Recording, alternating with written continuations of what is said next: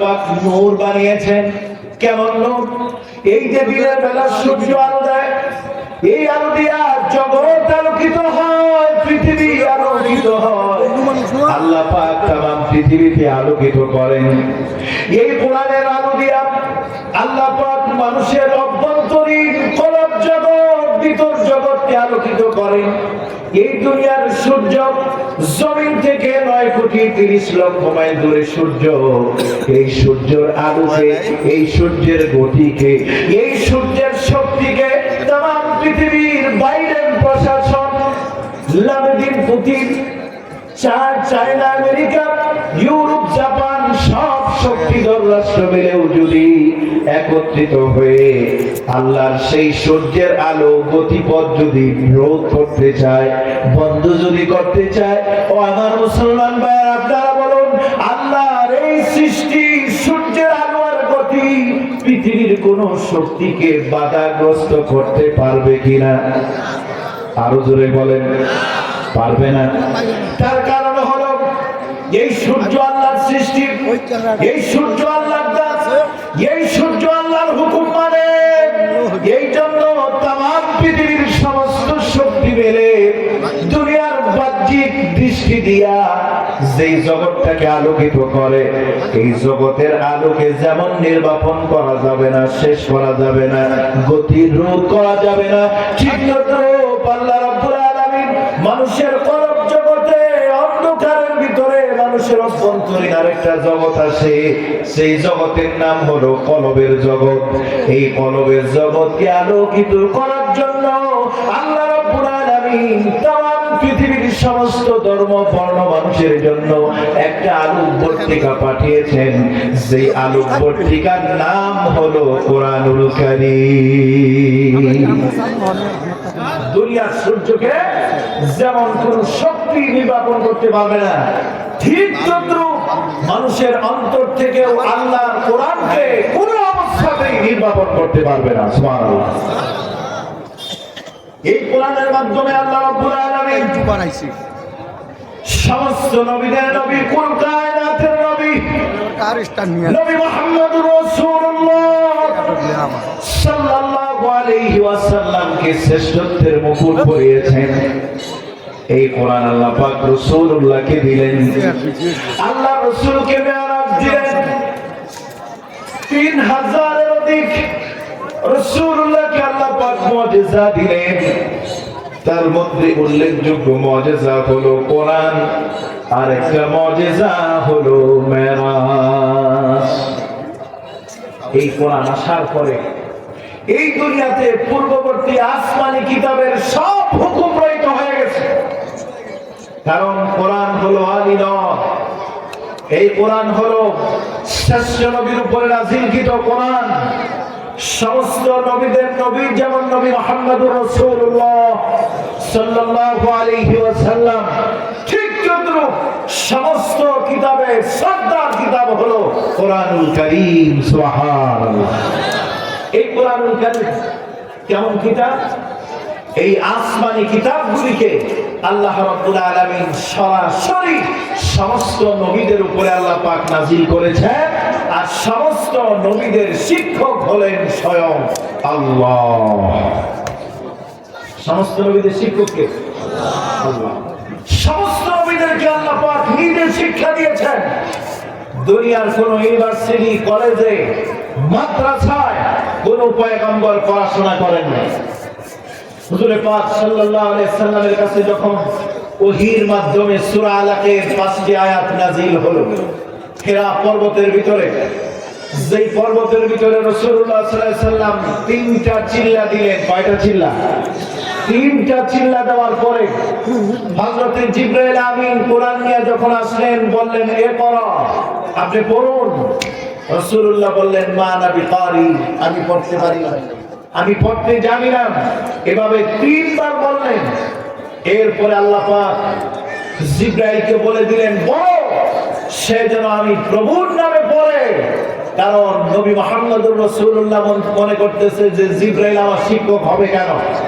জিবরাইল আমার শিক্ষক হবে কেন? আমি তো আল্লাহর কাছ থেকে শিখবো, আমি তো উম্মি নবী, আমাকে শিক্ষা দিবেন স্বয়ং আল্লাহ। আমি নবী মুহাম্মদুর রাসূলুল্লাহ শিক্ষক কোন অবস্থাতেই কোন ফেরেশতা হতে পারে না। সুবহানাল্লাহ। সুবহানাল্লাহ। এবার জিবরাইল বললেন বিসমিক ইকরা বিসমি রাব্বিকাল্লাযী খালাক। আল্লাহ রাসূলের সামনে হযরত জিবরাইল বললেন পড়ুন আপনার প্রভুর নামে, যিনি আপনাকে সৃষ্টি করলেন। এই ইকরা বিসমি রাব্বিকাল্লাযীর ভিতরে নারী আর পুরুষ আল্লাহ রাব্বুল আলামিন এই পৃথিবীর সমস্ত মানব বর্ণকে বলেছেন পড়ো। কার নামে? তোমার প্রভুর নামে। যত পড়া কোরআনের যত পড়া পড়বা, কোরআন যখন তেলাওয়াত করবা পড়বা তোমার প্রভুর নামে, আর কথা বলবা আল্লাহর সাথে। এই জন্য দুনিয়ার মানুষ যদি কথা বলতে চায় সে যেন কোরআন তেলাওয়াত করে। সুবহানাল্লাহ। কেউ যদি আল্লাহর কথা শুনতে চায় সে যেন কোরআন তেলাওয়াত শুনে, কারণ এই কোরআন হলো আল্লাহর কথা, আল্লাহর কালাম।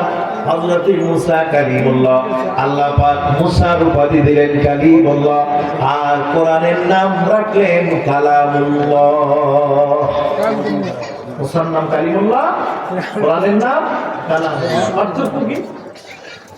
হযরত মুসা আলাইহিস সালাম ছোটবেলায় জিহ্বা পুড়ে গেল, তুতলামি ভাব চলে আসলো।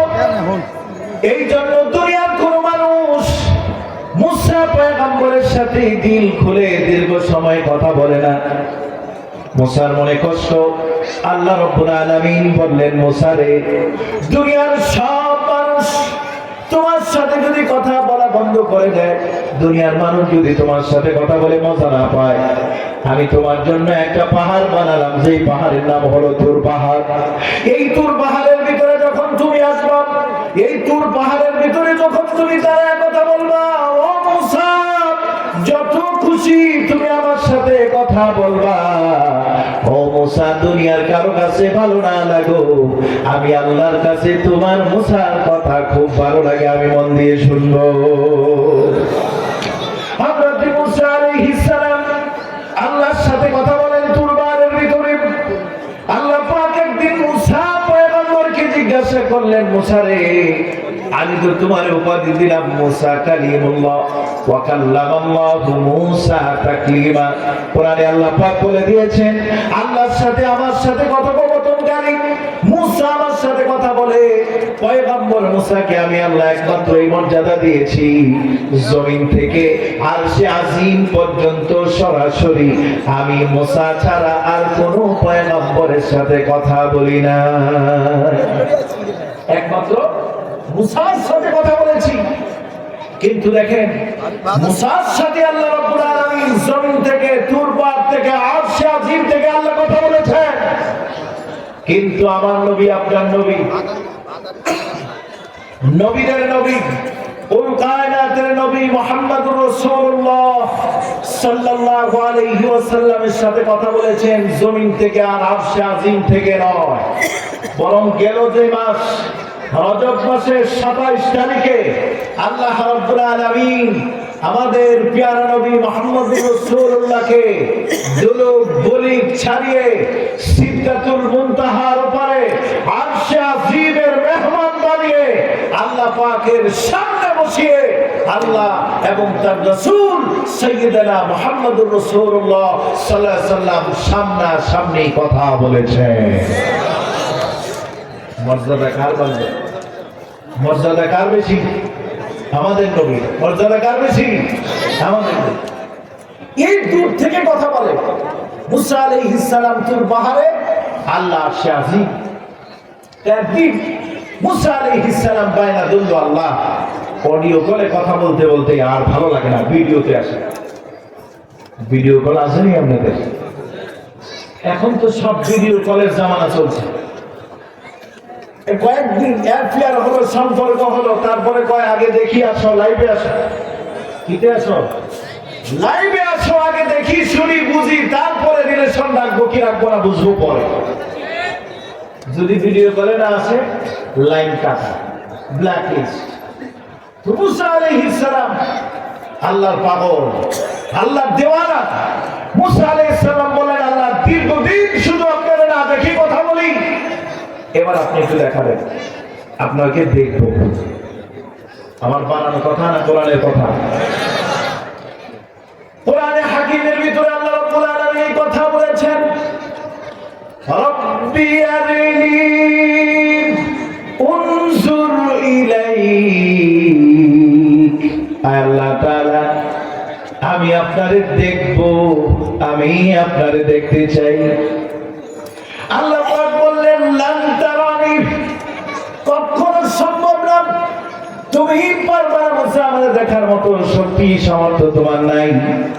কিন্তু মুসা পয়গম্বর, জাজ্জাল একজন পয়গম্বর না সুর বান্দা। মুসা আলাইহিস সালাম বাইনা ধরে বললেন, আল্লাহ দেখবই। আল্লাহ পাক বললেন, ওয়ালাকিন ইনজুর ইলাল জাবাল ফাইন ইসতাকাররা মাকানাহু ফাসাউফা তারানি। فلما تجلى ربه للجبل جعله دكا وخر موسى صعقا। আল্লাহ পাক মুসা পয়গম্বরের ডাক দিয়ে বললেন, মুসা, এই যে পাহাড় পর্বতটা তুমি দেখতে পাও, এই পাহাড়টার দিকে নজর করো, তাকাও। এই পাহাড়টা যদি ঠিক থাকে, স্থির থাকে, আর তোমার নজর যদি ঠিক থাকে, তাহলে পরে তুমি আমাকে দেখতে পাইবা, আল্লাহকে দেখতে তুমি পাইবা। তাফসীরে মাযহারের ভিতরে আল্লামা সালাউল্লাহ পানিপতি রাহমাতুল্লাহি আলাইহি বলেন, আল্লাহ পাকের নূর ৭০,০০০ পর্দা দিয়া পরিবেষ্টিত অবস্থায় আছে। কত হাজার পর্দা? ৭০,০০০ পর্দার ভিতরে আমার আল্লাহর নূর আছে। আল্লাহ রাব্বুল আলামিন একটা পর্দা পরায় দিয়া, একটা পর্দা সরায় দিয়া, আল্লাহ রাব্বুল আলামিন সেই নূর থেকে সুয়ের ছিদ্র পরিমাণ, ওই পরিমাণ নূর, ওই পরিমাণ আলো আল্লাহ রাব্বুল আলামিন সেই পাহাড়ের উপরে রাখলেন। সঙ্গে সঙ্গে আল্লাহর নূর সামান্য পরিমাণ পাহাড়ের উপরে পড়ার পরে ওই পাহাড়টা চূর্ণ বিচূর্ণ হয়ে গেল। মুসা আলাইহিস সালাম চোখ একেবারে বিভ্রান্ত হয়ে গেল, বেহুশ হয়ে মুসা পয়গম্বর পড়ে রইলেন। হুঁশ যখন ফিরল, গনে দেখা গেল ৪০ দিন পর্যন্ত মুসা পয়গম্বরের কোনো হুঁশ ছিল না। কতদিন? ৪০ দিন। তাফসীরে জালালাইনের ভিতরে পাওয়া যায়, হযরত মুসা আলাইহিস সালাম বলেন, সামান্য একটু নূর, কেমন নূর? সুয়ের ছিদ্র পরিমাণ, যেই ছিদ্র, এই পরিমাণ ছিদ্র দিয়া যতটুকু আলো আসতে পারে, এই পরিমাণ নূর ওই যে পাহাড়ের উপরে উঠলো। এক ঝলক আমি দেখার কারণে আমার চোখের পাওয়ার এমন বেড়ে গেল। আমি ৪০ দিন পরে যখন তাকাতে লাগলাম, তখন আমি দেখলাম ৪০ মাইল পর্যন্ত আমার দৃষ্টি বেড়ে গেছে। আমি ৪০ মাইল পর্যন্ত আমার হাতের তারার মতো দেখতে পাই। হাতের তালা যেমন কাছে থেকে দেখি, মুসা আলাইহিস সালাম বলেন, আমি ৪০ মাইল পর্যন্ত দেখছি। আল্লাহর নূর সামান্য একটু আমার চোখের মধ্যে লাগছে, এই সামান্য নূরের কারণে আমার চোখের জ্যোতি এই পরিমাণ বেড়ে গেছে। কিন্তু আমার নবী, আপনার নবী, কুল কায়নাতের নবী সাইয়্যিদুনা মুহাম্মদুর রাসূলুল্লাহ সাল্লাল্লাহু আলাইহি ওয়াসাল্লাম শুধুমাত্র জমিনে বসে থেকে না, আল্লাহ পাক সব আসমানের উপরে উঠালেন, বাইতুল মামুর পার করলেন, সিদরাতুল মুনতাহার উপরে নিলেন, শরীফুল কলাম সমস্ত কিছু অতিক্রম করার পরে আল্লাহ রাব্বুল আলামিন রাসূলুল্লাহকে আরশে আজিমের মেহমান বানালেন। আল্লাহর রাসূল فكان قاب قوسين أو أدنى, একটা ধনুক তীর পরিমাণ দূরত্বে আল্লাহ এবং তার রাসূল, সুবহানাল্লাহ, ১ থেকে ১.৫ হাত ২ হাত দূরত্বে আল্লাহ এবং রাসূল। আল্লাহ পাকের রাসূল রাইতু রাব্বি আযজা ওয়া জাল। আব্দুল্লাহ ইবনে আব্বাস রাদিয়াল্লাহু তাআলা আনহু বলেন, রাসূলুল্লাহ আল্লাহকে দেখেছেন। আম্মা জান আয়েশা রাদিয়াল্লাহু তাআলা আনহা বলেন, আল্লাহকে আকৃতিতে দেখেন নাই, আল্লাহর নূর দেখছেন। কিন্তু দেখছে এই কথা সত্য, সুবহানাল্লাহ, দেখছে এই কথা সত্য, কিন্তু আমার রাসূল কুল কায়নাতের নবী মুহাম্মদুর রাসূলুল্লাহ সাল্লাল্লাহু আলাইহি ওয়াসাল্লাম সামনাসামনি বসে আল্লাহর সাথে কথা বলেছেন। তিনি সেন্সলেস হন নাই, চোখের দৃষ্টিও নষ্ট হয় নাই, বরং পৃথিবী থেকে যেমন গিয়েছিলেন তেমনই আছেন। ফাআউহা ইলা আবদিহি মা আওহা, আল্লাহ পাক যা কিছু বলার ছিল, ওহী নাযিল করার কথা ছিল, সব কিছুই নবী মুহাম্মদুর রাসূলুল্লাহকে আল্লাহ পাক সরাসরি বলছেন। মুসা আলাইহিস সালাম জমিন থেকে আল্লাহর সাথে কথা বলেছেন, এরপরে সামান্য নূর দেখার কারণে মাথা বেহুশ হয়ে পড়ে গেছেন, সেন্সলেস হয়ে গেছে। কিন্তু আমার নবীর মর্যাদা বেশি, এই জন্য আল্লাহ পাক রাসূলুল্লাহকে জমিন থেকে আরশে আজিমের মেহমান বানায়া সেরা সরাসরি কথা বললেন। কিন্তু রাসূলুল্লাহর চোখ, শরীর, দেহ, মন কোনো কিছুতেই কোনো সমস্যা হয় নাই। যেমন গিয়েছিলেন সুস্থ মানুষ, তেমনি ভাবে আবার সেই পথ দিয়া আবার বাইতুল মুকাদ্দাসে উম্মে হানির ঘরে এসে শুয়ে পড়লেন। সুবহানাল্লাহ। বলতেছিলাম মুসাকে আল্লাহ পাক বলছেন মুসা কালিমুল্লাহ, আর কোরআনের নাম দিয়েছেন কালামুল্লাহ। কালামুল্লাহ শরীফ থেকে এখন তেলাওয়াত করবে। কালামুল্লাহ শরীফটা আমার কোরআনের নাম আছে না? কালামুল্লাহ শরীফ আছে কিনা বলেন? তাহলে কালামুল্লাহ আর কালিমুল্লাহর মধ্যে পার্থক্য কি? ওই মুসা আলাইহিস সালাম সেখানে গেছেন আল্লাহর সাথে কথা বলবেন। কথা বলতে বলতে এক সময় আল্লাহ পাক বলছেন, মুসা তোমার সাথে তো আমি সরাসরি কথা বলি, এই জন্য তুমি খুব খুশি, নিজেকে আত্মতৃপ্তির ঢেকুর তুলো। কিন্তু তোমার কি মনে হয় তোমার এই মর্যাদা অন্য কোন নবী অথবা অন্যদেরকে আমি দিব? মুসা আলাইহিস সালাম কয়, আল্লাহ এই মর্যাদা মনে হয় আর কাউকে দিবেন না। আল্লাহ রাব্বুল আলামিন বলেন, মুসা তোমার ধারণা ভুল। আমি এই কোরআনুল কারীম শেষ জামানায় একটা কিতাব নাযিল করব, আখিরি নবী মুহাম্মদুর রাসূলুল্লাহর উপরে। তার উম্মতের মর্যাদা হবে সমস্ত নবীর উম্মতের উপরে বেশি। সব নবীর উপরে আমার নবী মুহাম্মদের মর্যাদা যেমন বেশি, ওই নবীর কারণে, ওই নবীর উপরে নাযিলকৃত কোরআনের কারণে ওই উম্মতের মর্যাদা আমি আল্লাহ বেশি দিয়ে দিব। রাসূলুল্লাহ বলেছেন, আমার উম্মতেরা অর্থাৎ আমরা যতক্ষণ পর্যন্ত জান্নাতের ভিতরে দাখিল না হব, জান্নাতের ভিতরে প্রবেশ না করব, ততক্ষণ পর্যন্ত আদম থেকে ঈসা রূহুল্লাহ পর্যন্ত কোন পয়গম্বরের উম্মতেরাই জান্নাতে প্রবেশ করতে পারবে না। নেতা আমাদের, সরকার আমাদের, ওই হাসরের ময়দানে দাপড়ো জোরে বলেন না আমাদের। কারণ সবচেয়ে বড় নেতা যিনি, তার সাংসদের মর্যাদাও বেশি, দাম বেশি। প্রধানমন্ত্রীর ড্রাইভার খেলায় থাকা যায়, প্রধানমন্ত্রীর পিএস, প্রধানমন্ত্রীর বাবুর্চি, প্রধানমন্ত্রীর ঝাড়ুদার, কাজের লোক। নেত্রকোনা গেলাম ওয়াজ করতে, রাস্তায় এমন, এই রাস্তায় যদি 6 মাসের ডেলিভারির কোন মহিলা গাড়িতে উঠে ডেলিভারি হয়ে যাবো 6 ঘন্টা, এই রাস্তার হালত। উপজাতি কি জানি খ্রিস্টান, নামটা ভুলে গেছি আমি। লোকদের জিজ্ঞাসা করলাম এমপিরা, প্রধানমন্ত্রীর বাড়ির কাজের লোক। প্রধানমন্ত্রীর কাজের লোক যদি এমপি হয়, এই এমপি জীবনে সংসদে যায় আর 2 মিনিট কথা বলতে পারবে। এই ঝাড়ুদার, মুসিদার, গুন্ডা, পান্ডা, নর্তকী, নষ্টা, ভ্রষ্টাদেরকে সংসদে জায়গা করে দিয়েছিল। দেশে ভালো মানুষের অভাব, যত সব কুলাঙ্গা। এই বর্তমানেও কিছু নষ্ট উপদেষ্টা আমাদের এই সাহেব ঢুকাইছে।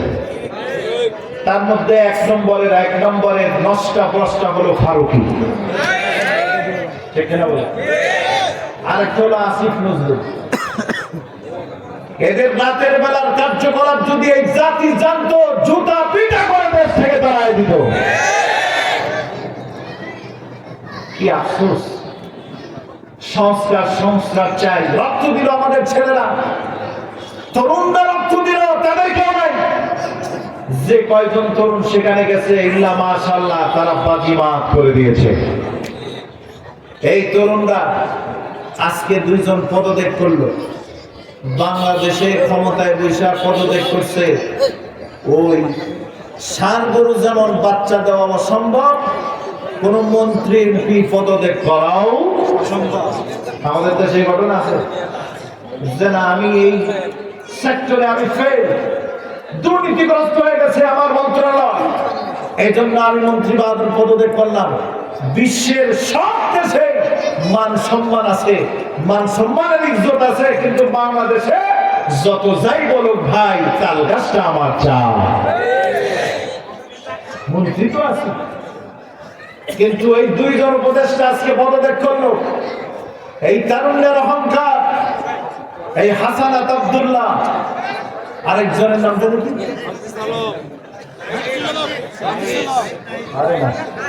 নাহিদুল ইসলাম, এই 2 জন পদত্যাগ করলো। যাদের ভিতরে রুচিবোধ আছে, দেশত্ববোধ, মাতৃভাষার প্রতি মহাব্বত যাদের আছে, ইসলামের মূল্যবোধ যাদের আছে, এই সমস্ত তরুণদেরকে আগামী দিনে নিজেদের নেতা বানায় নেবে। তাহলে স্বৈর শাসক আর পয়দা হবে না। তো সম্মানিত ভাইরা আমার, মুসা কালিমুল্লাহ আর কালামুল্লাহ, মুসা আলাইহিস সালাম একটি ঢেকুর তুলে বলল, আল্লাহ, আমার মনে হয় এই মর্যাদা আর কাউকে দিবেন না। আল্লাহ রাব্বুল আলামিন বললেন, মুসা, আখির জামানার উম্মতের মর্যাদা তোমার চাইতে আরো বেশি বাড়ায় দিব। সুবহানাল্লাহ। তোমার আমি নাম দিয়েছি কালিমুল্লাহ। আখির জামান উম্মতের উপরে যে কোরআন নাযিল করব, ওই কোরআনের নাম হবে কালামুল্লাহ। আল্লাহর কালাম। তুমি আমার সাথে কথা বলো, তোর পাহাড়ে আইসা আইসা তুমি আমার সাথে কথা বলো, তোর পাহাড় ছাড়া আমি তোমার সাথে কথা বলি না। কিন্তু মুসা আখিরি নবী, উম্মতেরা ঘরে যদি নামাজ পড়ে, কোরআন যদি তেলাওয়াত করে, মসজিদে যদি নামাজ আদায় করে, বারান্দায় যদি পড়ে, হাঁটতে হাঁটতে যদি পড়ে, মাঠে ঘাটে জমিনে বসে যখনই কোরআন তেলাওয়াত করবে, আমি আল্লাহ ওই বান্দাদের সঙ্গে, বিশ্ব নবীর উম্মতের সঙ্গে যেখানে খুশি সেখানে বসে শুয়ে বসে আমি আল্লাহ তাদের সাথে কথা বলবো। তোমার জন্য নির্দিষ্ট স্টেশন আছে, তোর পারে আসা লাগবো, কিন্তু উম্মতি মুহাম্মাদের জন্য নির্দিষ্ট স্টেশনে আসার কোনো দরকার। সম্মানিত ভাইরা আমার, এই কোরআন কারীমকে আল্লাহ পাক সমস্ত পয়গম্বরদেরকে, আসমানি কিতাবকে আল্লাহ রাব্বুল আলামিন সমস্ত পয়গম্বরদেরকে আল্লাহ পাক শিক্ষা দিয়েছেন। সমস্ত পয়গম্বরদের সরাসরি শিক্ষক হলেন আল্লাহ।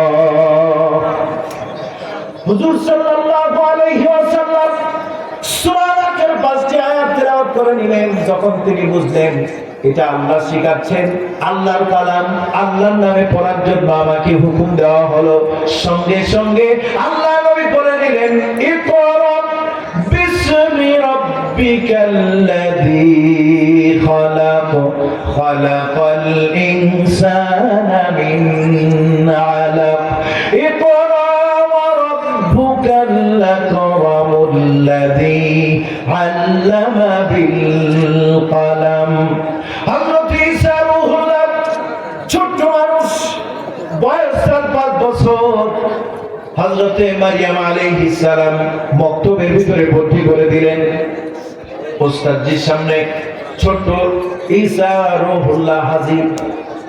ওস্তাদজি বলতেছে, ঈসা ওযু করে আসো, তোমার আমি সবক দিব, পড়াশোনা করব।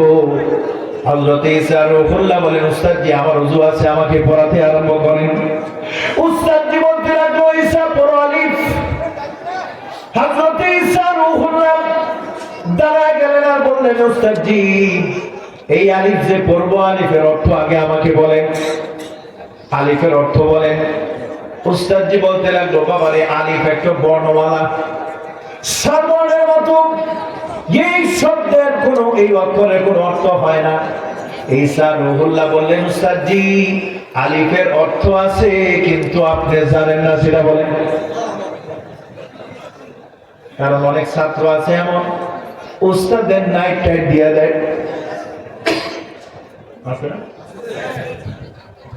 আমার কিছু উস্তাদ আছে মেন্টাল পাগল ছাত্র, কি পড়ায় উনি যোগ্যতা। ওই যে ঘটনা শুনছেন না আপনারা, আমি বাড়ি থেকে আসতে সময় লাগছে 3 ঘন্টা, রাস্তা ভাঙাচুরা ছিল। কত? আমার বয়স কত? গল্প আপনারা জানেন। সব ছাত্রগুলা চুপ করে রইল। একটা ছাত্র ছিল একটু দুষ্ট, এদিকে তাকান, এদিকে তাকান। তো দুষ্ট ছাত্র চিন্তা করলো এই পাগলকে তো ঠাই দেওয়া লাগে। স্যার আপনার বয়স 60, অঙ্ক বোঝা। আমাদের বাড়ির পাশে হাসু পাগলা আছে, ওই হাসু পাগলা হলো হাফ মেন্টেল, ওর বয়স 30। আর আপনাদের দিকে আমার মনে হয়েছে আপনি ফুল প্যাকেজ, ফুল পাগল, এই জন্য আপনার বয়স 60। আসলে এরকম কোন অনুষ্ঠান ইসরাউল্লাহ বলতেছেন, আরে ওস্তাদ জি আরিফের অর্থ আছে তো? ওস্তাদ বললো, বাবা তুমি পারো নাকি? না পারি, কত বলো। আমি যদি আলিফের অর্থ বলি তাহলে তো আমি আর ছাত্র থাকি না, আমি তো উস্তাদ হয়ে যাই। সুবহানাল্লাহ কন্যা। তাহলে কি করতে হবে? আমি যদি আলিফের অর্থ বলি তাহলে আমাকে উস্তাদের চেয়ার দেন, আর আমার টেবিলে ছাত্র জায়গায় বসে যান। সুবহানাল্লাহ কইেন না। হযরত ঈসা রূহুল্লাহ উস্তাদের চেয়ারে বসেন, কারণ তিনি পয়গম্বর। ছোটবেলা থেকে এই সমস্ত পয়গম্বরদেরকে আল্লাহ পাক তীক্ষ্ণ বুদ্ধি দিয়ে থাকেন, জ্ঞান দিয়ে থাকেন। সুবহানাল্লাহ। উস্তাদ জি কথার ফেরে পড়ে ছাত্র টেবিলে যায় বসল, আর ঈসা রূহুল্লাহ চেয়ারে এসে বলতেছে, উস্তাদ জি আলিফের অর্থ আছে, আপনি জানেন না, এই জন্য বলতে পারেন না। এই আলিফ দ্বারা তামাম পৃথিবীর সমস্ত জগতের সৃষ্টি যিনি করেছেন, খালেক যিনি, ওই আলিফ দিয়ে আমার আল্লাহর নাম আল্লাহ আলিফ দিয়ে লেখে। এই আলিফ দিয়া সূরা ফাতিহা আল্লাহ পাক লেখলেন, এই আলিফ দিয়া পাক পড়া শুরু করলেন, এই আলিফ দিয়া আয়াতুল কুরসি আল্লাহ পাক শুরু করলেন। কোরআনুল কারীমের ভিতরে সবচাইতে যে আয়াতটার মর্যাদা বেশি, সেই আয়াতের নাম হলো আয়াতুল কুরসি। আল্লাহ পাক কোরআনুল হাকীমের ভিতরে সূরা ইখলাসের ভিতরে সংক্ষিপ্ত আকারে তার পরিচয় দিয়েছেন, আর একটু বিস্তারিত পরিচয় দিয়েছেন আয়াতুল কুরসির ভিতরে। আল্লাহু লা ইলাহা ইল্লা হুয়াল হাইয়ুল কাইয়্যুম লা তাখুযুহু সিনাতুন ওয়ালা নাওম। আল্লাহ তার শক্তি সামর্থ্যের কথা, ক্ষমতার কথা, সৃষ্টির কথা আল্লাহ পাক আয়াতুল কুরসির ভিতরে বলে দিয়েছেন। হযরত ঈসা রূহুল্লাহ উস্তাদের জবান বন্ধ করে দিলেন, আর ঈসা রূহুল্লাহ বলতেছেন, আমাকে আল্লাহ রাব্বুল আলামিন আতানিয়াল কিতাব ওয়া জাআলানি নাবিয়্যা। আল্লাহ পাক আমার একটা কিতাব দিয়েছেন, আমি কিতাবদারি একজন পয়গম্বর, আমি হলাম ঈসা রূহুল্লাহ। সমস্ত নবীদেরকে আল্লাহ পাক নিজে শিক্ষা দিয়েছেন, সব নবীদের শিক্ষক হলেন আল্লাহ। সুতরাং এই জন্য দুনিয়ার টিচার যারা আছে, শিক্ষক যারা আছে, তাদের পড়াশোনার ভিতরে, থিওরির ভিতরে, অঙ্কের ভিতরে, তাদের পড়াশোনার ভিতরে, লেখনির ভিতরে ভুল হতে পারে, তাদের বই বাদ হতে পারে, তাদের জ্ঞানের কথা এক সময় সঠিক হতে পারে, আরেক সময় বেঠিক হতে পারে, কিন্তু আমার আল্লাহর কথা, আমার আল্লাহর পয়গম্বরদের কথা সদা সর্বদা সর্বযুগে ঠিক। পয়গম্বররা যা বলেছেন যথার্থই বলেছেন, কোন পয়গম্বরের কথা এই জমিনে আনফিট হয় নাই, বেঠিক হয় নাই। ঠিক এরা জোরে কম। কারণ আল্লাহ রাব্বুল আলামিন এই পৃথিবীর স্রষ্টা, আল্লাহ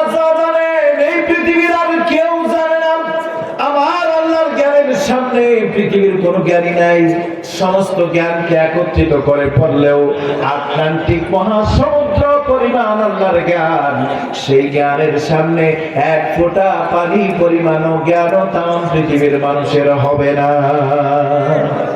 আল্লাহ পাক সামান্য পরিমাণ জ্ঞান দিয়েছেন মানুষকে।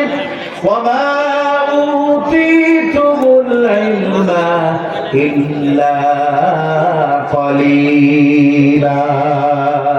সামান্যতম জ্ঞান আল্লাহ পাক মানুষকে দিয়েছেন। মানুষের ভিতরে সবচেয়ে বড় জ্ঞানী হলো পয়গম্বররা। এই পয়গম্বরদেরকে আল্লাহ রাব্বুল আলামিন ওহীর জ্ঞানের মাধ্যমে তাদের জ্ঞান বাড়িয়ে দিয়েছেন, সমৃদ্ধ করেছেন, জাতি বিনির্মাণে তারা কাজ করেছে, মানুষকে অমানুষ থেকে মানুষ বানিয়েছে, জাহেল বর্বর মূর্খ থেকে এমন সোনার মানুষ পয়গম্বররা বানালেন, যাদেরকে দুনিয়াতে থাকা অবস্থায় আল্লাহ রাব্বুল আলামিন তাদেরকে বললেন রাদিয়াল্লাহু আনহুম ওয়া রাদু আন। সুবহানাল্লাহ। তাদের উপরে আল্লাহও খুশি, তারা আল্লাহর উপরে খুশি। সম্মানিত ভাইরা আমার, আমি যে কথা বলতেছিলাম, এই পৃথিবীর জন্য রূহ হলো কোরআন, এই পৃথিবীর জন্য শ্রেষ্ঠ সন্তান হলো কোরআনের হাফেজ, এই পৃথিবীর জন্য তারা হলো বাঁচার অক্সিজেন। কোরআন থাকবে, কোরআনওয়ালা থাকবে, পৃথিবী বাঁচবে, তারপরে পৃথিবী আর থাকবে না, বাঁচবেও না। কিন্তু এই কোরআন যারা পড়বে, এই কোরআন যারা পড়াবে, এই কোরআনের মা বাপ যারা হবে, এই কোরআনের সংস্পর্শে যারা আসবে, কোরআন যারা শুনবে, কোরআনের সহযোগিতা যারা করবে, কোরআনকে যারা মহব্বত করবে, তাদের মর্যাদা কি? রাসূলুল্লাহ সাল্লাল্লাহু আলাইহি ওয়াসাল্লাম বলেছেন, কুন আলিমান, তুমি আলেম হও, আও মুতাআল্লিমান, যদি আলেম হতে না পারো আলেমের ছাত্র হও। এই যে আপনারা আছেন, আলেম ওলামারা বয়ান করবে, আপনারা সকলেই ছাত্র। সুবহানাল্লাহ।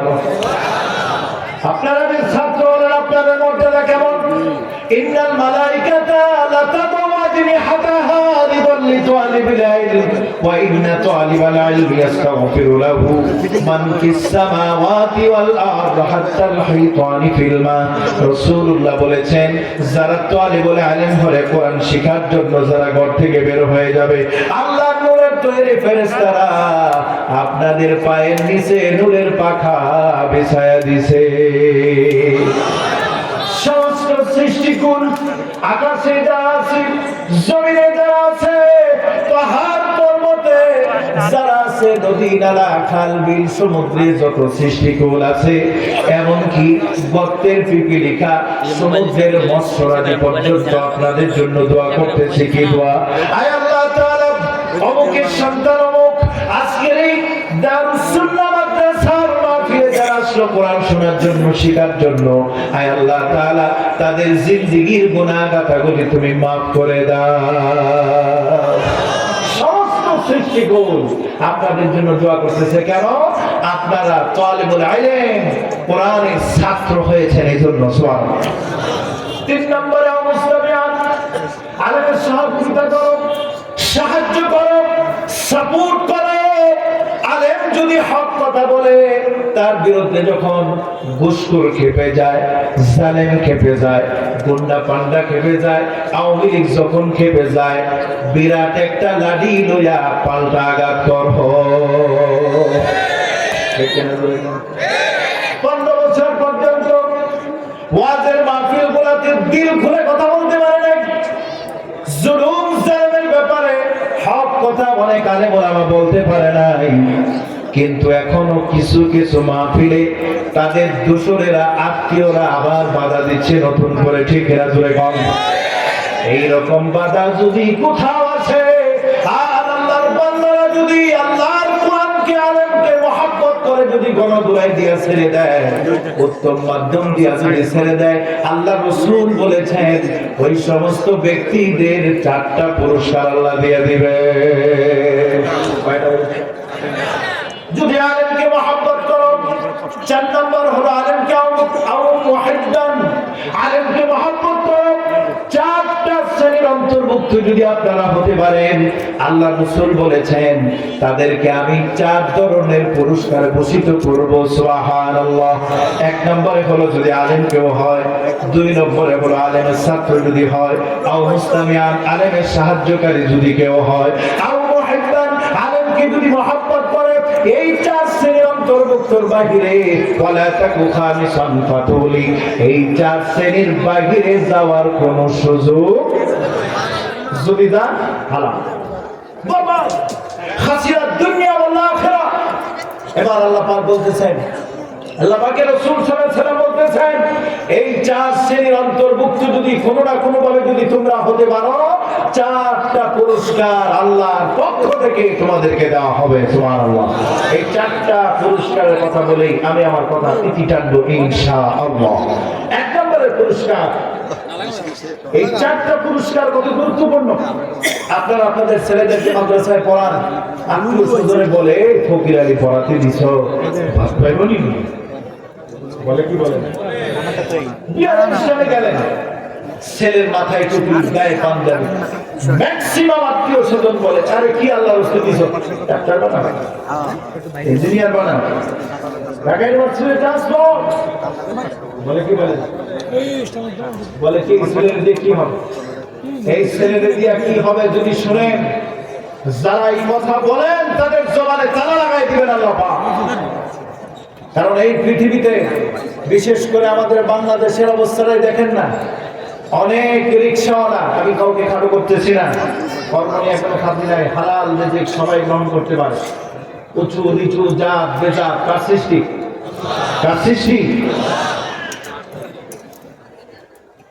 Inter pass, honours masters complete, এমনকি বিসিএস পরীক্ষা উত্তীর্ণ হয়েছে, কিন্তু বাপদাদা কেউ 71-এ মুক্তিযোদ্ধায় যায় নাই, এজন্য তাই বাংলাদেশের ইতিহাসের ঘটনা নাই। দেশ স্বাধীন 54 বছর হয়েছে, মুক্তিযোদ্ধার বয়স 34 বছর আছে না নাই? আপনাদের এলাকার মুক্তিযোদ্ধা মন্ত্রী আছিল, হায় হায় হায় হায়, খবর কি 2 দিন আগে পেপারে দেখলাম উনি নিজেই ভুয়া মুক্তিযোদ্ধা। চিন্তা করেন, যেই দেশের মুক্তিযোদ্ধা মন্ত্রী নিজেই ভুয়া, সেই দেশের মুক্তিযোদ্ধাদের হালত কি? 34 বছর, 42 বছর, 44 বছর, জিজ্ঞাসা করা হইল মিয়া সাহেব এ কেমনে মুক্তিযোদ্ধা হয়েছে, কয় ভারপ্রাপ্ত মুক্তিযোদ্ধা। বাপে মারা যাওয়ার সময় ওসিয়ত করে গেছে, বাবা আমি 71 তোর হাতে তুলে দিয়ে গেলাম, না করে খাইছি। ভিতরে হোন্ডারের ভিতরে যে এলাকা মুক্তিযোদ্ধা বাগিনা, মুক্তিযোদ্ধার শ্বশুর, মুক্তিযোদ্ধার নাতি, এই মুক্তিযোদ্ধার ট্যাবলেট বিক্রি করে যারা 15 বছর ধোঁকা দিয়েছে, এই সব কয়টা 71-এ কলকাতায় বসে চীনাবাদাম খাইছে। যুদ্ধ করে নাই, রাইফেল কি জিনিস চিনে না, ওরা চিনে পিস্তল, টোস্টা, ওরা চিনে পিলখানায় কিভাবে আর্মিদেরকে হত্যা করা যায়, ওরা বুঝে শাপলা চত্বরে রাতের বেলা কিভাবে আলেমদেরকে হত্যা করা যায়। ওরা 71-এর সময় একটা লাঠি হাতে নেয় না মেয়েছা। এরা এই দেশের মানুষকে ধোঁকা দিয়ে, এই দেশের মানুষকে আবেগ তাড়িত করে মানুষকে ধোঁকা দিয়েছে। এই জন্য আজকের ইতিহাস, আসল ইতিহাস এক এক করে বের হতে আরম্ভ হয়েছে। যারা জাতির পিতা দাবি করত, আগামী দিনে দেখবেন ইনি হলো জাতির সবচেয়ে বড় ষড়যন্ত্রকারী, এবং জাতির 12টা বাজায় দিয়ে গেছে উনি। 7 দফার দাবি, ওই 7 দফার দাবির ভিতরে নাম্বার 1 দাবি ছিল বাংলাদেশের পররাষ্ট্র নীতি বলতে কিছুই থাকবে না, বাংলাদেশ বলতে আলাদা কোনো রাষ্ট্র হতে পারবে না, ওই ইন্দিরা গান্ধী যা বলবে তাই বাংলাদেশকে মেনে নিতে হবে। ওই 7 দফার ভিতরে ওটাই ছিল, আর শেখ মুজিব সেটার ভিতরে সাইন করেছিল। ধোঁকা দিয়েছে আমাদের, কারণ আন্দোলন সংগ্রাম শুরু হলে যেই নেতা অসহায় আত্মসমর্পণ করে, আর যাই হোক সে কখনো বীর পুরুষ হতে পারে না। সম্মানিত ভাইয়ের, আমার সময় শেষের দিকে, মহতারাম আসতেছেন, আমি আমার 4টা পয়েন্টে বলি। এক নম্বরে বলছি যে আল্লাহ রাসূল বলছেন আলেম হয়ে যাও, দুই নম্বরে ছাত্র হও, তিন নম্বরে সাহায্যকারী হও, চার নম্বরে আলেমকে মহব্বত করো। এই চার শ্রেণী অন্তর্ভুক্ত হলে আল্লাহ পাক তাকে চারটা পুরস্কার দিবেন। কয়টা পুরস্কার? এক নম্বরের পুরস্কার যে আলেমকে মহব্বত করবে অথবা ভালোবাসবে, ছাত্র হবে, সাহায্য যারা করবে, মহব্বত যারা করবে, আল্লাহ রাসূল বলেছেন তাদেরকে আল্লাহ পাক দুনিয়াতে সম্মানের জীবন দান করবে। বলিল্লাহুম্মা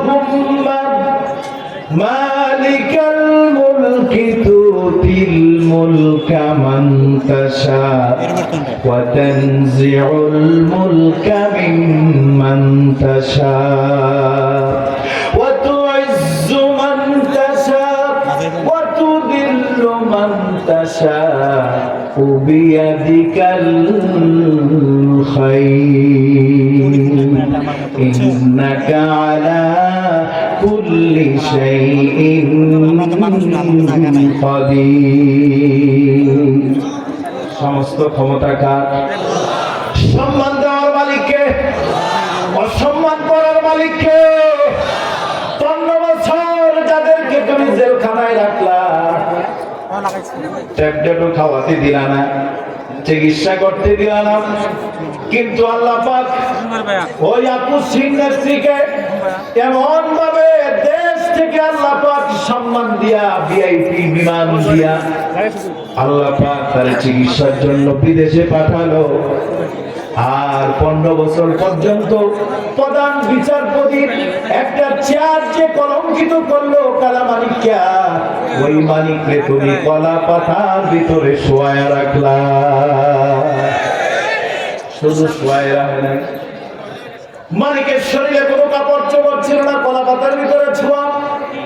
এরপরে গ্রেফতার করে যখন তাকে কৌড়ে তোলা হলো, এমন মাইর দিল এই দেশের তৌহিদি জনতা, ছাত্র জনতা।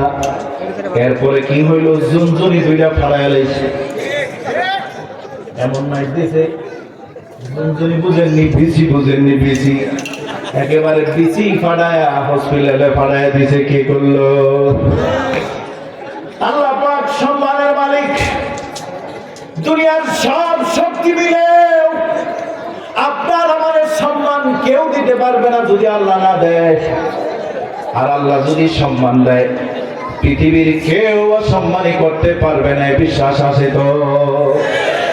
আল্লামা মামুনুল হক জেলখানায় গেল, খালেদ সাইফুল্লাহ আইয়ুবী জেলখানায় গেল, সাকাওয়াত হোসেন রাজি গেল, দেওয়ার হোসেন সাইদি রহমাতুল্লাহি আলাইহি জেলে গেলেন। তার আজকে দুনিয়াতে নাই, যারা দুনিয়াতে আছে আল্লাহ পাক জিন্দা মুর্দা সব আলেম ওলামারে আল্লাহ কাস্টমবি মর্যাদা বাড়ায়া দিয়েছে।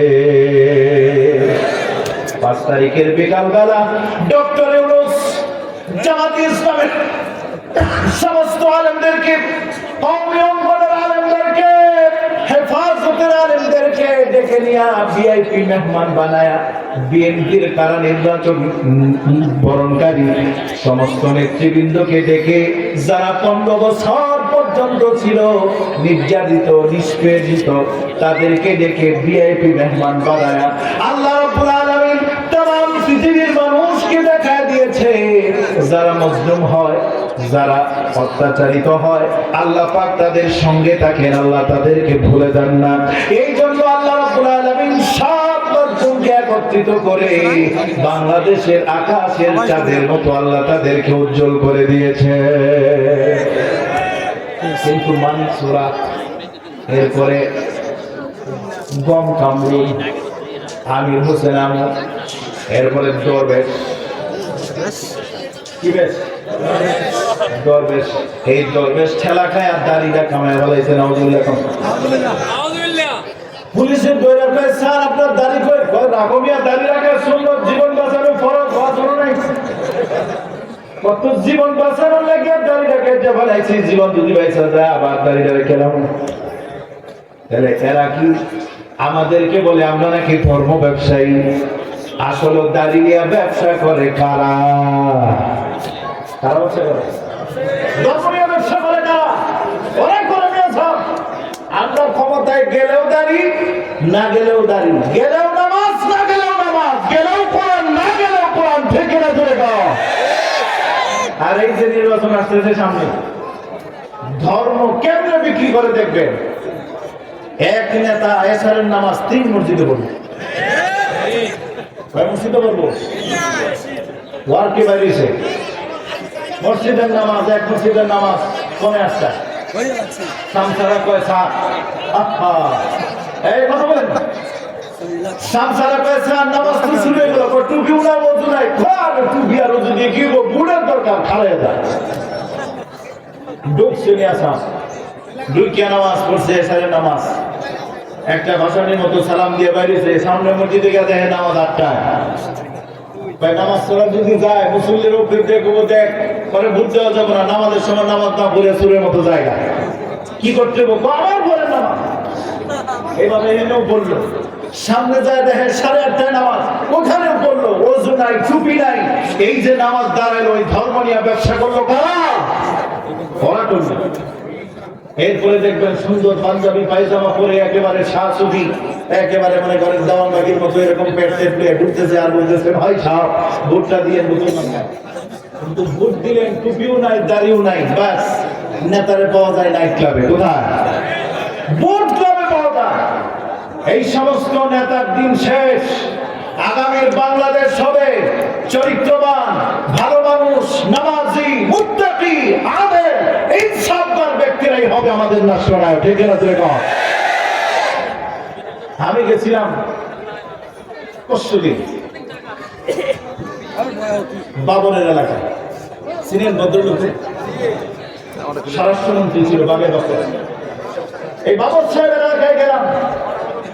তিনি সেই মাহফিলের বক্তব্য দিলেন, বললেন হুজুর সম্ভবত 5 তারিখ যদি দেশ স্বাধীন না হতো, উনি বলে নাই, ওনার একজন নেতা বলছে, উনি বলে নাই কথা, ওনার একজন নেতা বললো যে সম্ভবত 21শে আগস্ট সাদরে ফাঁসি দিয়ে দিতে। কয়দিন বাকি ছিল? মাত্র 15 দিন, 16 দিন বাকি ছিল। এই বাবর সাহেব বললেন, লুৎফুজ্জামান বাবর সাহেব বললেন যে আল্লাহ যে কখনো নামাজিকে বিমুখ করেন না, নামাজ যে বিফল হয় না, আমি বরং সাক্ষী। আমার উপরে 1000 পাওয়ারের লাইট জ্বালিয়ে রাখা হতো, আমি যেন রক্ত শূন্য হয়ে মারা যাই, কিন্তু রাখে আল্লাহ মারেকে। এই হাসিনা সরকার মারার জন্য বহু কৌশল করেছে, কিন্তু নামাজের মধ্যে তারা, আমি যখন সিজদায় পড়ে, আমি যখন আল্লাহর দরবারে সিজদা দিতাম, তাসবিহ পড়তাম, আমার মনে হতো প্রত্যেকটা সিজদার মাধ্যমে আমার শরীরের ভিতরে এক একটা শক্তির সঞ্চার হচ্ছে। এই বাবর সাহেব যদি পাস করেন, ওনার ভিতরে যে ঈমান বদ্ধমূল হলো, যে আমল পরিপূর্ণ হলো, এই ঈমান আর আমল ওনার থেকে কেউ বিচ্ছিন্ন করতে পারবে। এরকম বিএনপি, জামাত, এরপরে সরমনাই হুজুর, বাংলাদেশ খেলাফত মজলিস সহ, জামাতি ইসলাম সহ সব দলের ভিতরে যারা ইনসাফদার, চরিত্রবান, ভালো মানুষ, এই সমস্ত মানুষদেরকে যখন সামনে আসবে, তখন নির্দ্বিধায় দেশকে ভালোবাসেন যারা, এই দেশের স্বাধীনতাকে অখণ্ড যারা রাখতে চান, ওই সমস্ত নেতাদেরকে ভোট দিবেন। ওই ভোট দেওয়াটা আপনার জন্য সওয়াবের কারণ হয়ে যাবে। তো যাই হোক, আমার কথা এদিক সেদিক আর বলবো না। 1 নম্বরে হলো আল্লাহ পাক যারা হাফেজ হবে, আলেম হবে, ছাত্র হবে, আলেমের সহযোগিতা হবে, সাহায্যকারী যারা হবে, মহব্বত যারা করবে, 1 নম্বরের পুরস্কার দিবেন। দুনিয়াতে আল্লাহ পাক তাদের জন্য শান্তির জীবন দান করবেন। সুবহানাল্লাহ, সুবহানাল্লাহ। শান্তির জীবন, সম্মানের জীবন চায় না এমন কোন মানুষ আছে না? সবাই শান্তি চায়, সম্মান চায়। কারণ সম্মান যার আছে, ঘরের চাল না থাকলেও, খাবার না থাকলেও, গায়ে পোশাক না থাকলেও যে তৃপ্তি আর ঢেকুর নিয়ে রাস্তায় চলে, এই শান্তি শুধুমাত্র সেই সম্মানিত মানুষটাই বুঝতে পারে। 3 নম্বরে আল্লাহর নবী বলেছেন, সেই ব্যক্তি আলেম হবে, অথবা আলেমের ছাত্র হবে, অথবা আলেমের সহযোগিতা করবে, অথবা মহব্বত করবে, আল্লাহর নবী বলেছেন মৃত্যুর সময় তার জবানে আল্লাহ পাক কালেমা নসিব করে দিবেন। যে ব্যক্তির কালেমা নসিব হবে মৃত্যুর সময়, এপারের দুনিয়া ওপারের জান্নাত, মাঝখানে শুধুমাত্র মরতেই বাকি, কালেমা যার নসিব হয়ে যাবে মৃত্যুর সময়, মৃত্যুর সঙ্গে সঙ্গে আল্লাহ পাক তার জান্নাতের মেহমান বানায় দিবে। আর যে ব্যক্তি আলেমের সাথে দুশমনি করবে, আলেমের সাথে দুশমনি করবে, আলেমের ছাত্র হবে না, আলেমকে মহাব্বত করবে না, গালাগালি করবে, আলেমকে ফাঁসি যারা দিবে, জেলখানায় যারা ভরে রাখবে, মৃত্যুর সময় কালেমা পড়তে চাইবে কিন্তু তাদের জবানে কালেমা পড়াবেন না আল্লাহ। দৃষ্টান্ত দিলে বুঝবেন। আলেমকে ভালোবাসলে, আলেমকে মহাব্বত করলে, আলেমকে ইজ্জত করলে, সহযোগিতা করলে আল্লাহ রাব্বুল আলামিন মৃত্যুর সময় কালেমা নসিব করেন। একটা দৃষ্টান্ত দেই কোরআন থেকে, একজনের দৃষ্টান্ত কোরআন থেকে দেই, তার নাম হলো বিবি আসিয়া। আছে না? ফেরাউনের স্ত্রী, কাচ্চা কাফের, এই পৃথিবীতে সবচেয়ে বড় স্বৈরশাসক, মুসা পয়গম্বরের সবচেয়ে বেশি কষ্ট দিয়েছিল ফেরাউন।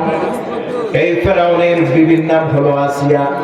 এই বিবি আসিয়া মৃত্যুর সময় কালেমা নসিব হলো, জান্নাত দেখলো, জান্নাত দেখে দেখে দুনিয়া থেকে বিদায় নিল। বিবি আসিয়া হযরত মুসা কালিমুল্লাহ ছোট্ট মানুষ, মায়ের গর্ভ থেকে দুনিয়াতে আসলো। লক্ষ লক্ষ পুত্র সন্তানকে ফেরাউন হত্যা করলো যাতে করে মুসা পয়গম্বরের জন্মই না হয়। কিন্তু আল্লাহর হুকুম, আল্লাহর আইন, আল্লাহর ইচ্ছা, এটাই দুনিয়াতে বাস্তবায়ন করা হবে। আল্লাহ রাব্বুল আলামিন ফেরাউনের রাজকীয় বিছানায় শোয়া আগামী দিনের রাষ্ট্রনায়ক মুসা কালিমুল্লাহরে আল্লাহ পাক ফেরাউনের ঘরে লালন পালন করলো। মুসা আলাইহিস সালাম ছোট মানুষ, মায়ের উপরে ইলহাম হলো, ওহী আসলো যে একটা সিন্দুক বানাও, এই সিন্দুক বানায় সিন্দুকের ভিতরে তোমার সন্তানকে রেখে নীল নদের বয়ে দাও। নীল নদের মধ্যে বাসা দেওয়া হলো। এই সিন্দুক ঘুরতে ঘুরতে ঘুরতে ঘুরতে যায় উঠলো ফেরাউনের ঘাটলা। বিবি আসিয়া আর ফেরাউন সেখানে আছেন। এই ঘাটলার মধ্যে যখন সুন্দর এই সিন্দুক দেখলো, খোলার পরে পূর্ণিমার চাঁদের মতো ফুটফুটে শিশু মুসা পয়গম্বর সেখানে শুয়ে আছেন। সুবহানাল্লাহ।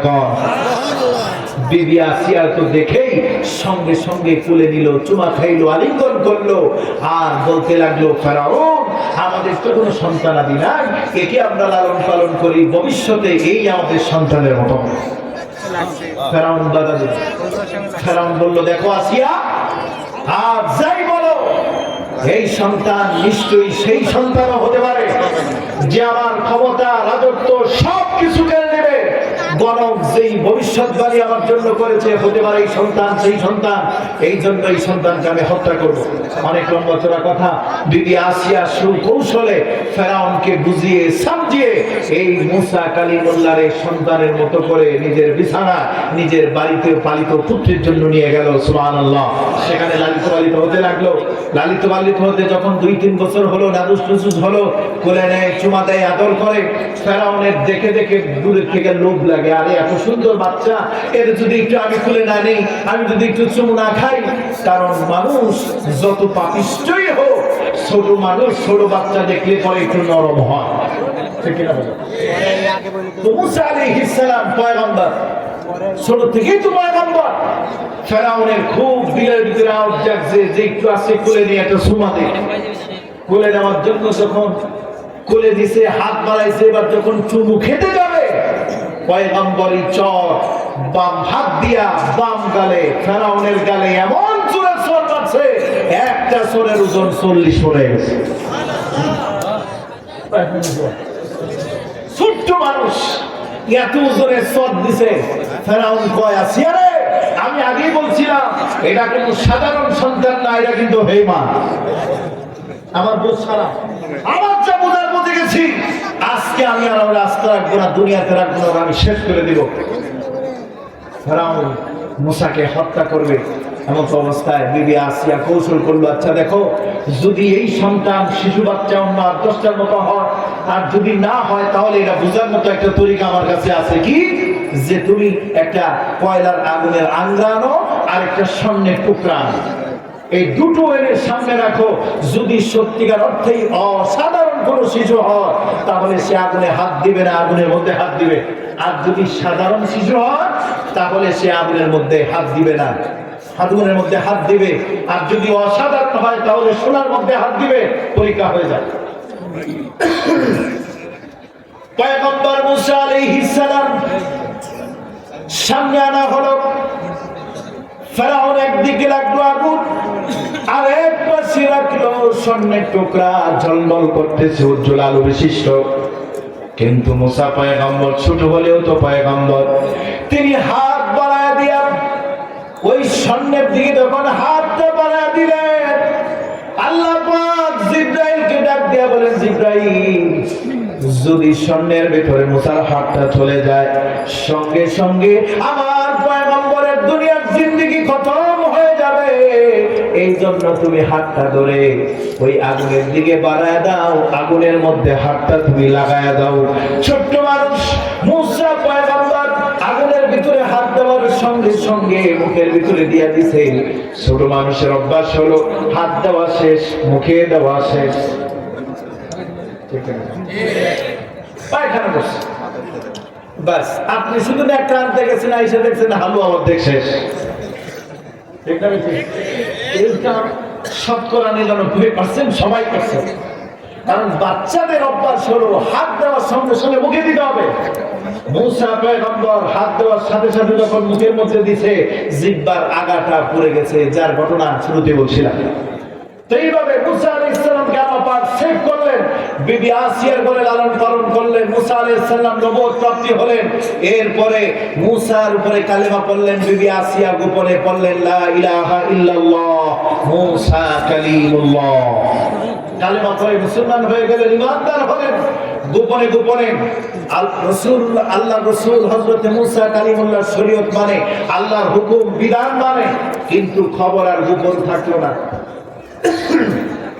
কিছুদিনের মধ্যেই এই খবর চলে গেল ফেরাউনের কাছে। এই ঘটনা আপনারা জানেন। মুসা আলাইহিস সালাম এই বিবি আসিয়ার ইসলামের দীক্ষায় দীক্ষিত করলো। কিন্তু ফেরাউন যখন খবর পাইলো, বিবি আসিয়ারে পছন্দ পায় বুঝালো, ভালোবাসা দিয়া মহব্বত দিয়া বুঝানোর পরে বিবি আসিয়ার কথা একটাই, ও ফেরাউন, আমারে যত হুমকি দামকি দাও, যতই তুমি আমাকে ভয় দেখাও, আমি যে আল্লাহর পরিমাণ এনেছি, আমার উপরে যদি তুমি শাস্তির জুলুমের স্টিম রোলার যদি চালাও, তারপরে এক মুহূর্তের জন্য আমি আমার দ্বীন কালিমাকে ছাড়বো না। ফেরাউন বলতে লাগলো, আসিয়ারে,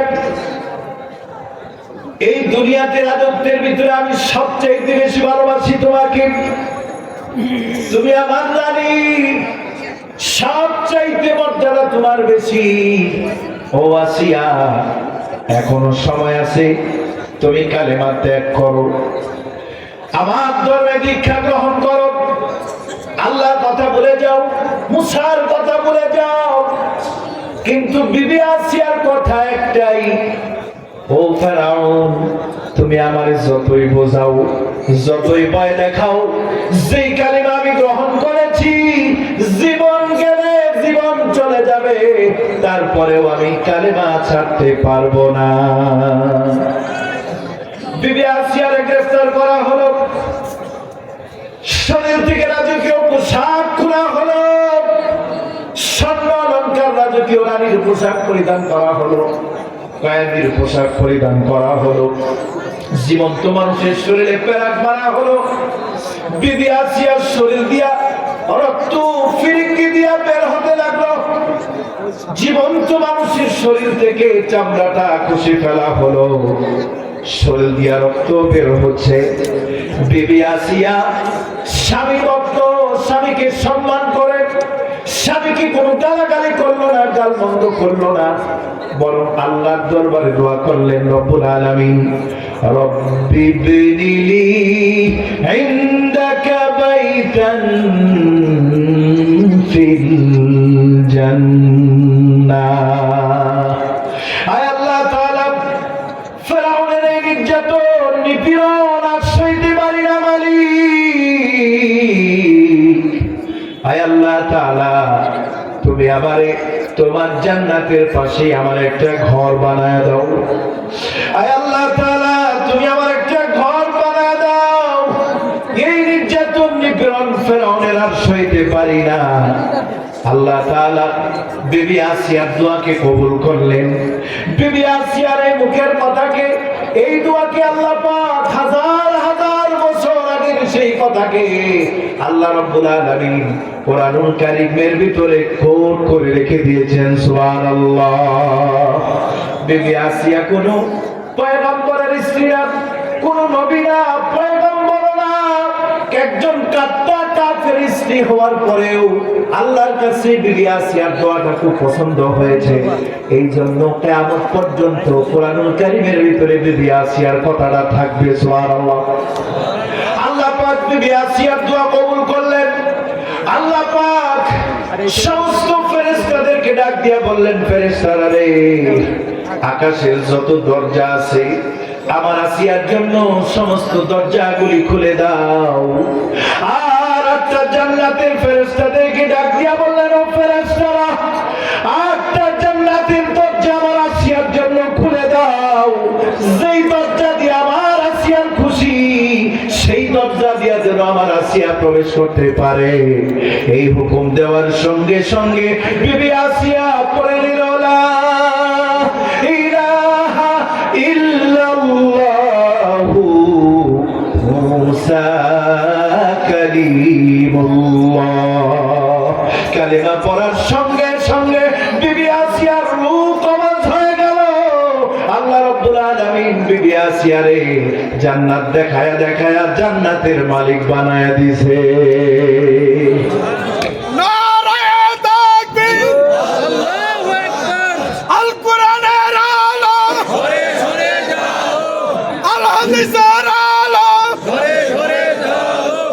সম্মানিত ভাইরা আমার, বিবি আসিয়ার ঈমান ছিল, আমল ছিল, পয়গম্বরের সম্মান করেছিল।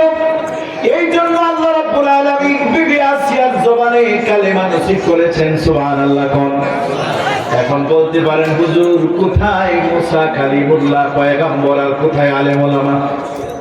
রাসূলুল্লাহ বলেছেন, আল উলামা ওয়ারাসাতুল আম্বিয়া। আমি থাকবো না, কিন্তু আমার ওয়ারিস উলামায়ে কেরাম থাকবে। কিয়ামত পর্যন্ত যত আলেম আসবে, যত মুফতি আসবে, যত মুহাদ্দিস আসবে, যত হাফেজ আসবে, তাদেরকে যদি সম্মান করো, মহব্বত করো, তাদের সাথে যদি ভালোবাসা রাখো, তাদেরকে যদি হাদিয়া দাও, মুসাবা যদি করো, আমি নবী মুহাম্মদুর রাসূলুল্লাহর সাথে মহব্বত রাখা হলো, আর মহব্বত রাখা হলো, হাদিয়া দেওয়া হলো, মুসাবা করা হলো। এই জন্য আমার ওয়ারিস দুনিয়াতে যতদিন পর্যন্ত উলামায়ে কেরাম থাকবে, তারা নবী না, কিন্তু নবীদের মতো তারা হলেন নবীদের ওয়ারিস। আপনাদের সমাজে উলামায়ে কেরাম আছে না নাই? সম্মানিত ভাইরা আমার, কালিমা নসিব হলো। আল্লাহর পয়গম্বর একজন আলেমকে মহব্বত করার কারণে সম্মান আল্লাহ বিবি আসিয়ার বাড়া দিলেন, জান্নাত দেখায় দেখা মৃত্যুবরণ করলেন। 2 নম্বরে 3 নম্বরেরটা হলো, এরপরে 2 নম্বরের আরেকটা হলো, যারা আলেমদের সাথে বেয়াদবি করবে, নাফরমানি যারা করবে, তাদের মৃত্যুর সময় কালেমা নসিব হবে না। যেমন ফেরাউন মৃত্যুর সময় কালেমা পড়তে চাইছিল, কিন্তু কালেমা নসিব হয় না। হযরত মুসা আলাইহিস সালামকে সকালবেলা বনি ইসরাইলের সকলকে হত্যা করলেন। আল্লাহ পাক মুসা আলাইহিস সালামের কাছে ওহী পাঠায় দিলেন, ও পয়গম্বর, বনি ইসরাইলের সবাই নিয়া যত মাল সামানা আছে, নারী পুরুষ, ঘোড়া ঘড়ি বকরি যা আছে সব কিছু নিয়ে সফর করেন। সকালবেলায় ফেরাউন আপনার উপর আক্রমণ করে। হযরত মুসা আলাইহিস সালাম সমস্ত পয়গম্বরদেরকে নিয়ে মিশরের দিকে রওনা হলেন, ফিলিস্তিনের দিকে রওনা হলেন। সকালবেলায় সামনে পড়ল নদী। এই নদী যখন সামনে পড়ল, লোহিত সাগর, এবার বনি ইসরাঈলরা বলতে লাগলো ইন্না লামুদরাকুন, ও মুসা কোন রাস্তায় আল্লাহ, আমরা তো ধরা পড়ে গেলাম। তিন দিক দিয়ে ফেরাউনের বাহিনী, ডানে বামে পিছনে ফেরাউনের বাহিনী, সামনে পড়ল নদী, এই সামনে নদী পড়লো, এখন মৃত্যু নিশ্চিত। হযরত মুসা আলাইহিস সালাম আল্লাহর দরবারে দোয়া করতে লাগলেন আর বলতে লাগলেন ক্বালা কাল্লা ইন্না মাইয়া রাব্বী সায়াহদিন। মুসা আলাইহিস সালাম বলতে লাগলেন আমাকে আল্লাহ পাক ছেড়ে দিয়া ভুলে যান নাই, নিশ্চয়ই আমার আল্লাহ আমার জন্য নাজাতের পথ বাতলায় দিবেন। টেনশন করো না, চিন্তা করো না, অবশ্যই আল্লাহ রাব্বুল আলামিন আমার জন্য আমার উম্মতের জন্য নাজাতের পথ দেখায় দিবেন। আল্লাহ পাক ওহীর মাধ্যমে জানা দিলেন ও মুসা তোমার হাতের লাঠি দিয়া লোহিত সাগরের ভিতরে তুমি একটা আঘাত করো। আঘাত করার সঙ্গে সঙ্গে লোহিত সাগরের ভিতর দিয়া 12টা বিশ্ব রোড হয়ে গেল। কয়টা বিশ্ব রোড হলো? 12টা। 12টা রোড হলো কেন? কারণ ওই সময় আমাদের দেশে যেরকম রাজনৈতিক দল আছে নিবন্ধিত প্রায় 39টা, ওই সময় মুসা আলাইহিস সালাম উম্মতের ভিতরে দল ছিল, গ্রুপ ছিল বনি ইসরাইলের মধ্যে 12টা। একজন আরেকজনের সহ্য করতে পারত না, একদল আরেকজনের সহ্য করতে পারত না। এজন্য আল্লাহ চিন্তা করলো যে নদী পার হওয়ার সময় যদি আবার কিলাকিলি শুরু করে দেয়, এজন্য দরকার নাই বাবু তোদের জন্য আলাদা রাস্তা। 12 দলের পুত্র 12 প্রধানকে বললো এই লিডার তোমরা 12 জন তোমাদের লোক নিয়া সব পার হও। এই 12টা রাস্তা আল্লাহ পাক করে দিলেন কেমনে? আল্লাহ পাক বাতাস জারি করলেন, রোদের প্রখরতা বাড়ায় দিলেন, এই যে নিচের মাটিকে করলেন শক্ত, আর পাশ দিয়া যেই পানিটাকে আল্লাহ পাক আবরণ দিলেন, বেড়া দিলেন, সেই পানিটারে আল্লাহ পাক কিছুক্ষণের জন্য পিচ ডালা রাস্তা এর মতো শক্ত করে দিয়েছেন। 12টা রাস্তা যখন হলো, এই 12 রাস্তা দিয়া যখন পার হলো, এই মুসা আলাইহিস সালামের উম্মতদেরকে আল্লাহ নাজাত দিয়ে দিয়েছেন। এখন প্রায় 6.5 লক্ষ ফেরাউনের বাহিনী নিয়ে যখন লোহিত সাগরের সামনে আসছে, আয়েশা দেখে সর্বনাশ, বিশাল বিশাল রোড। এবার ফেরাউনের খুদাগিরি একটু বেড়ে গেছে। ফেরাউন পায় থাম, দেখছিস আমি কত বড় খোদা, তোদের আসার আগেই এই লোহিত সাগরের ভিতর দিয়া বিশ্বরূপ তৈরি করেছে। সুতরাং রিল্যাক্সে আস্তে আস্তে যাও, তাড়াহুড়া করো না, শৃঙ্খল ভাবে যাও, বনি ইসরাঈলকে ধরো, দইরা সব কাটো। এই আল্লাহগিরি কইরা খুদাগিরি কইরা পাম্পট্টি দিয়া যখন চাপাবাজি কইরা মাঝামাঝি গেছে, আল্লাহ বলছেন ফাকুন, আগে যেমন আসিলা ওরকম হয়ে যাও। সুবহানাল্লাহ। 60 হাত লম্বা উপরের দিকে পানি, এই মুহূর্তের মধ্যেই সমস্ত পানি একাকার হয়ে গেছে। ফেরাউন পানি নিচে, কই ফেরাউন, কই পানি নিচে। আমাদের দেশের স্বৈর শাসক 3 তারিখ 4 তারিখ আগস্টে টেলিভিশনের সামনে বলল সৈয়দ আলীর বেটি পালায় না। আবুলের বেটি কি করে না? পালায় না। 5 তারিখে ফেরাউনের মতো আল্লাহ পাক ভাগায়া দিছে। তো ফেরাউন যখন পানি নিছে, এবার ফেরাউনের হুঁশ আইছে, বুদ্ধি আসছে। কারণ ফেরাউন তো বুদ্ধিমান ছিল না, যে এত বড় রাজত্ব চালায় কেমন। কোরআনে হাকিম সাক্ষী, ফেরাউন বলতে লাগলো পানি নিছে, পানি খায় আর বলে আমানতু আন্নাহু লা ইলাহা ইল্লাল্লাযী আমানাত বিহি